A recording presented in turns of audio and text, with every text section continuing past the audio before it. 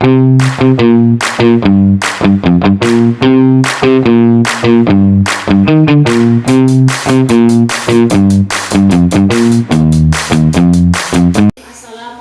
warahmatullahi wabarakatuh.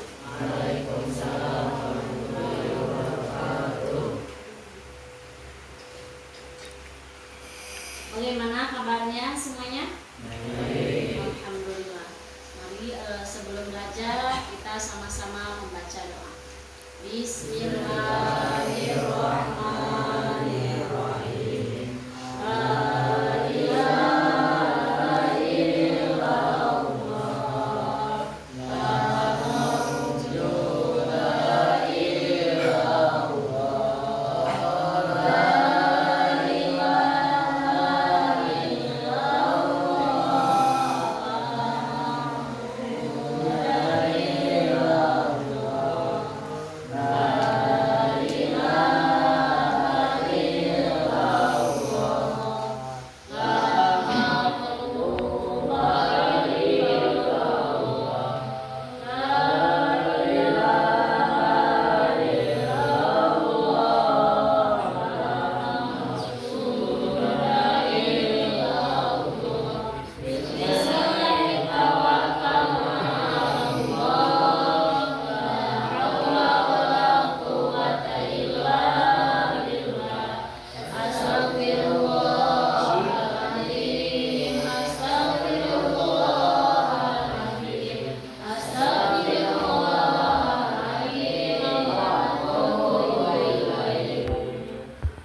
Baiklah, sebelum kita memulai pelajaran, siapa yang tidak hadir hari ini?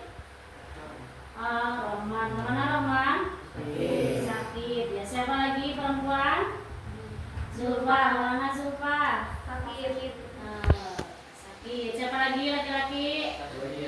Hasbi sama Bibi. Gak ada ya. Mudah-mudahan yang sedang sakit cepat sembuh kembali ya, bisa berkumpul kembali bersama kita belajar bersama-sama.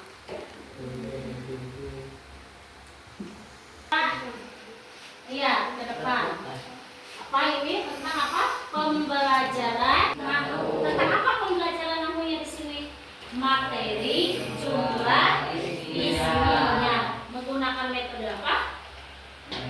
Metode contextual learning. Apa itu metode contextual learning? Nanti ke depan ya. Nanti kita akan belajar bersama-sama. Jadi sekarang cara pembelajaran kita semua menggunakan metode contextual learning. Apa tujuannya kita belajar ini? Apa namanya pembelajaran tentang jumlah ismiyah? Apa tujuannya? Satu, setelah pembelajaran siswa mampu apa? Satu, menjelaskan pengertian jumlah ismiyah. Yang kedua, mengidentifikasi mubtada dan khabar. Yang ketiga, ini kenapa keren?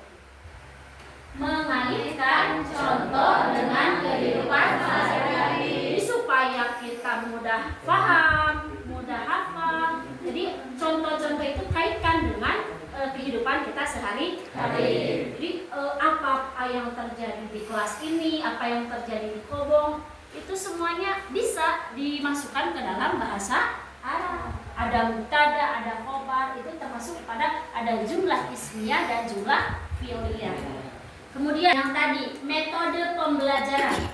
Pada pembelajaran ini digunakan metode apa tadi? Contextual learning. Say together.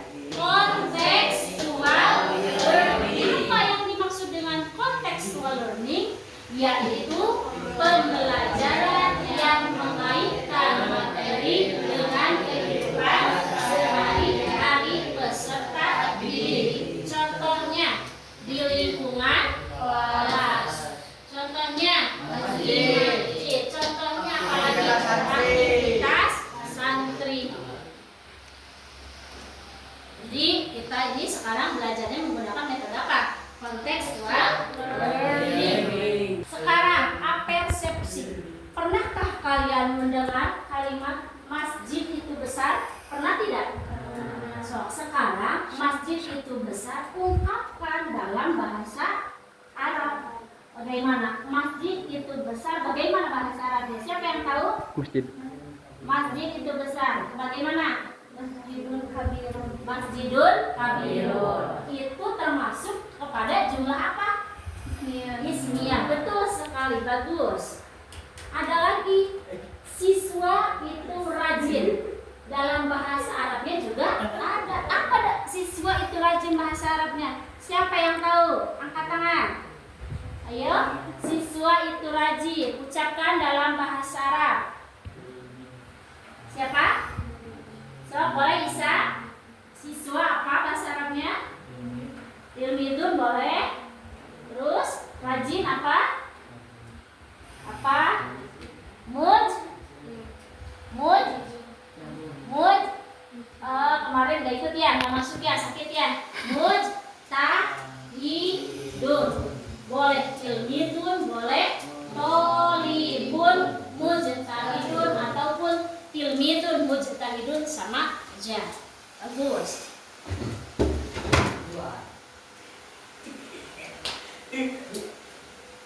Masjid itu besar. Al-masjidu kabirun. Ini karena di apa namanya? Jadi bahasa Arabnya ini tulisannya kurang ini ya, kurang benar. Jadi tidak begitu ini ya. Tidak begitu apa namanya? Ciri tidak begitu apa? Tidak begitu jelas. Al-masjidu kabirun. Al-masjidu ari masjid kabirun eta anu gede, eta anu luas, eta anu besar. Al-masjidu bermula masjid, kabirun itu yang besar. Di sini disebut dengan jumlah apa? Ismiyah. Kenapa disebut dengan jumlah ismiyah? Masuk dalam jumlah ismiyah karena terdapat mubtada dan khabar. Sebelum kita beranjak kepada jumlah ismiyah, jadi jumlah itu ada berapa? Ada dua. Satu jumlah ismiyah, dua jumlah fi'liyah. Kalau jumlah ismiyah berarti terdiri kalimat atau jumlah yang diawali dengan isim yang terdiri dari mubtada dan khabar. Paham? Lagi. Kalau jumlah ismiyah yaitu jumlah yang diawali dengan kalimat isim yang terdiri dari mubtada dan khabar. Paham? Sekarang ibu mau tanya, apa itu yang dinamakan isim, kalimat isim? Siapa yang tahu kalimat isim? Kalimatun dalat alama nafi nafsiha walam tuktar bi zamanin wa'an. Ulangi sekali lagi, apa yang disebut dengan kalimat isim? Kalimatun dalat alama nafi nafsiha walam tuktar bi zamanin wa'an. Jadi kalimat yang menunjukkan kepada makna sendirinya, lalu tapi tidak diikut sertakan atau tidak dibarengi oleh apa? Oleh tidak ada sudah masjid, ada tidak? Tidak ada. Mau masjid atau bakal masjid, keker masjid, ayat tuh? Tidak ada. Jadi dalam kalimat isim teh kalimat anu naon? Yang apa? Yang tidak kalimat yang menunjukkan kepada makna dan tidak dibarengi oleh waktu. Siswa itu rajin. Mana tadi? At-thalibu mujtahidun. At-thalibu mujtahidun. Mana yang disebut dengan mubtada? At-thalibu. Mana yang disebut dengan khabar?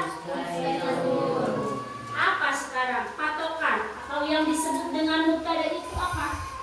Wal ismul marfu'ul al-qari anil awamilil lafdiyati. Kalimat isim yang kosong yang diropakan, yang kosong dari amil yang bangsa lafad, tidak ada kana, tidak ada inna, tidak ada donna.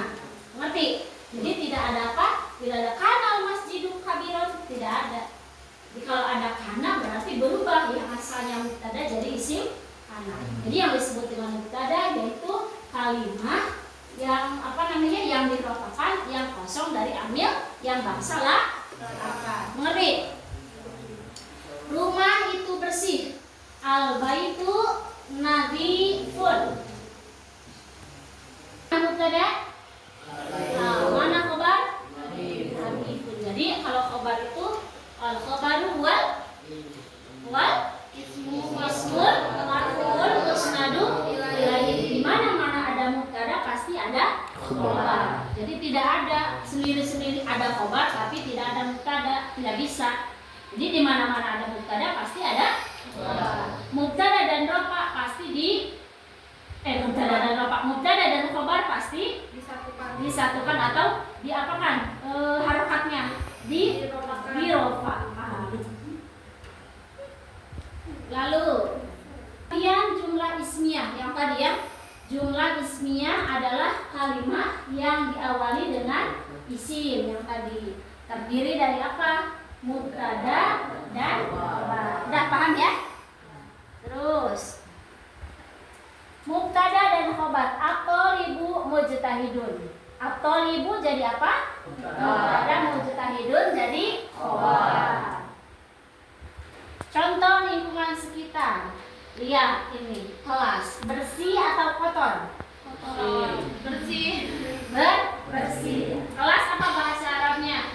Al-faslu. Bersih apa? Nadhifun. Al-faslu nadhifun. Jadi mudah, bahasa Arab itu mudah. Jadi sehari-hari kita sekarang belajar di kelas banyak semuanya itu bisa diungkapkan dalam bahasa Arab. Al-faslu kelas, nadhifun itu ya bersih. Atau al-kitabu jadidun, buku itu baru. Ada juga al-jawu jamilun, udaranya indah atau bersih, sejuk ya, karena ada apa? Ada kipas angin.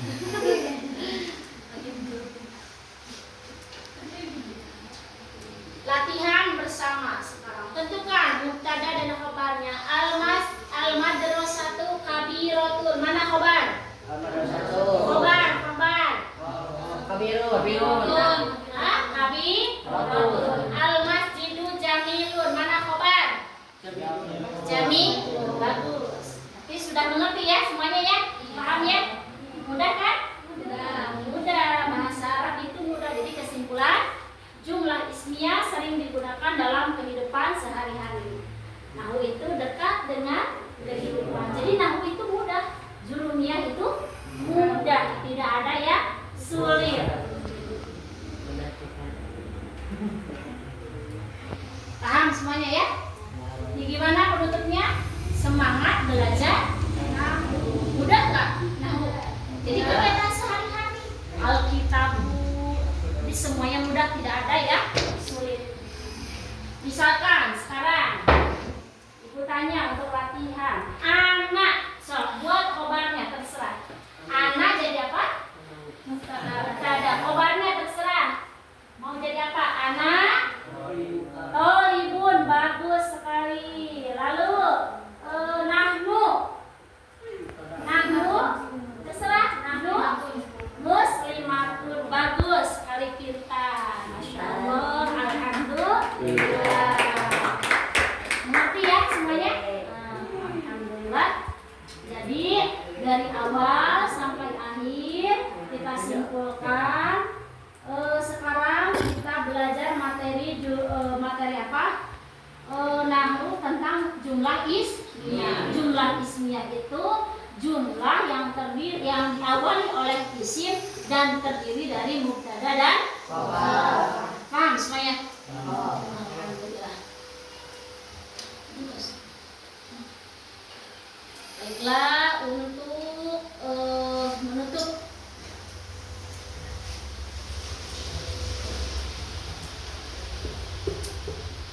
menutup pelajaran kita kali